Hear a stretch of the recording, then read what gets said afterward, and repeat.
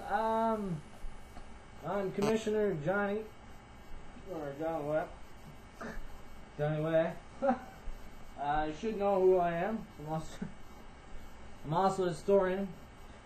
This is actually a lecture, the beginning of the lecture that you guys are actually learning. And it's in one of my areas of specialties. Pretty much is Eastern European history. And culture, language, religion, everything like that.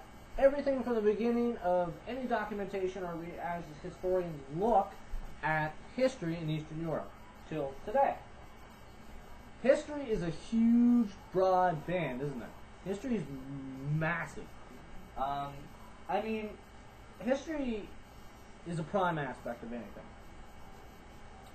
But the problem is with history is the fact that people just don't know enough about it.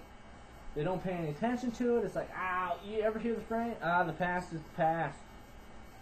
You know, not worry about it. The problem with that phrase is the past is the past. Forget about it.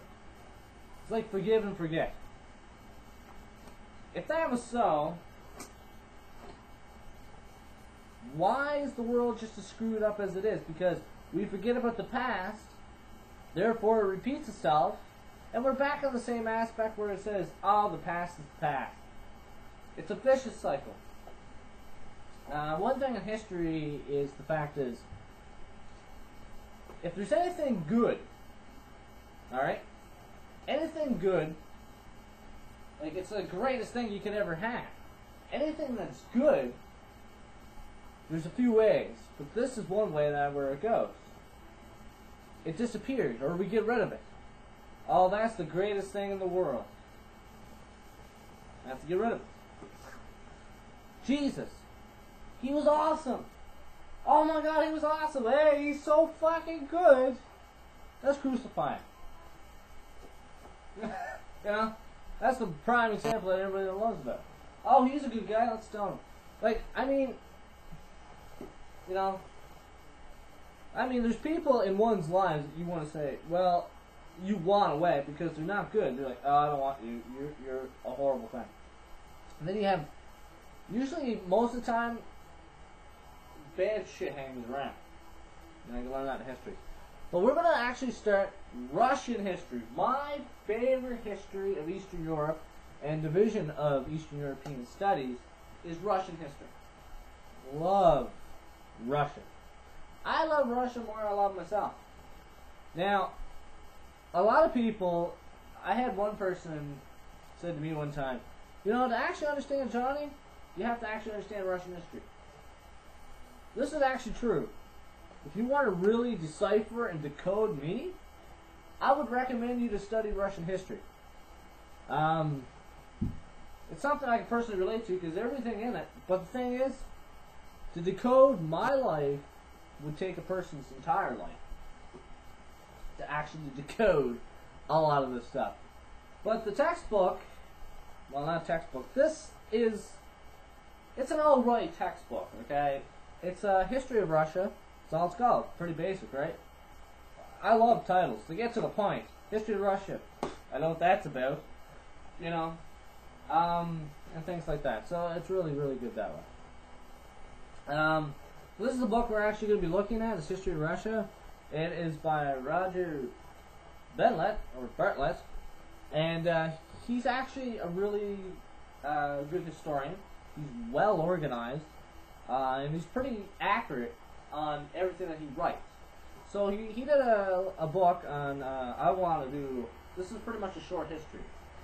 We're just going to overview history. This is an introduction to Russian history. So we're going to go broadband through history. We're going to have a brief, well, you could say brief, and huge overlap of Russian history. So, hey, why not, right? Why not?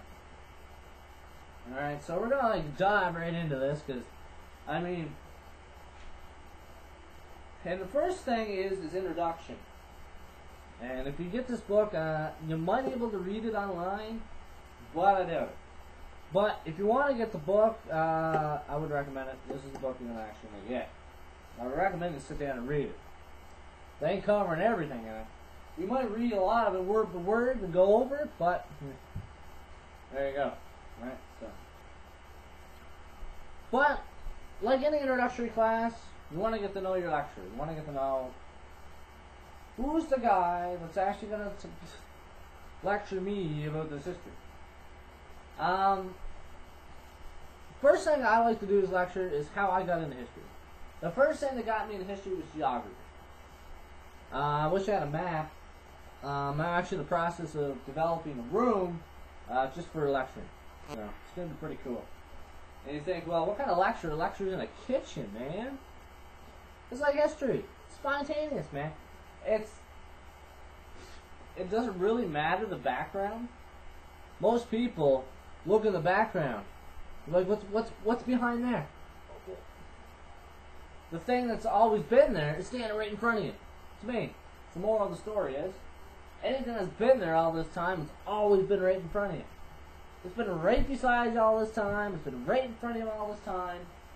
And usually the time you realize it's too late. By then the lecture will be over. So, you know what I mean? Life's fun.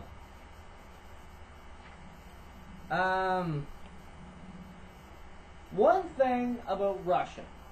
You're going to see a lot of documentaries. There's going to be links and everything like this for you people to read and to go to. There's a really old film. It's pretty much an hour, I think, or so, hour and a half. It was made during World War II. Okay?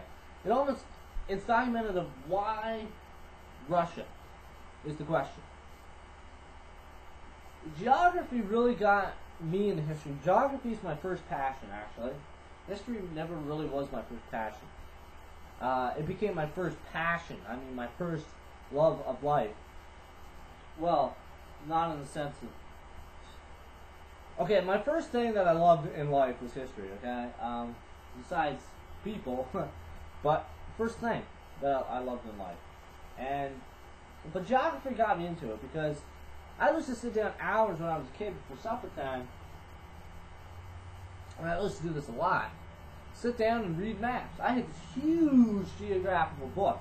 This was huge, man. It was bigger than me. And I'm a small guy now. Back then, wow, I was even smaller, man. You know, like, I was like half, quarter what I am right now. And I sat there with the biggest book, bigger than me. It's like a David and Goliath kind of a thing. It was like, I'm a small guy, I'm going to take on this big book, you know? And I took it on, and I studied all over the world. And people underestimate my knowledge all the time, which is great. And I love how there's a group of people sitting right beside me going over this geography, and they never ask me nothing. Two reasons, because I usually keep my life pretty secret, because I don't want these people bothering me all the time, wondering what the... Oh, let's ask him, he knows about it. But half the time, even if they know about it, they don't ask, because they don't want to feel stupid, or something. And they can analyze that right out. One thing in history you can analyze. But geography really got me, because I looked at the world map. First question I asked myself, the first critical question that got me towards history, was how in the world, no pun intended, but how in the world did the map get this way? Why is it this way? Why is the country cut, the whole globe cut and carved up into languages, cultures, boundaries, countries? Why? Geography really got me into this. Geography is a very important role in history. How did these countries develop in the size that they are today? Why are the borders cut the way they are?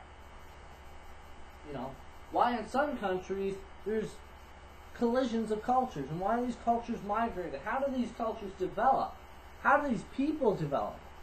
How did migration develop? If you took a map of today, and you sit in front of you, if you took a snapshot of a map or the world, I don't know, 6,000 to 8,000 years ago, it'd be pretty much blank, wouldn't it? There might be the Indus Valley, the Yellow Valley in China, civilization, Mesopotamia, you know, the Tigris and the Euphrates River valleys, the Nile, the development of Egypt. That's pretty much the main four centers, or the four corners, or the four molecules, if you may, that actually developed the world that it is today.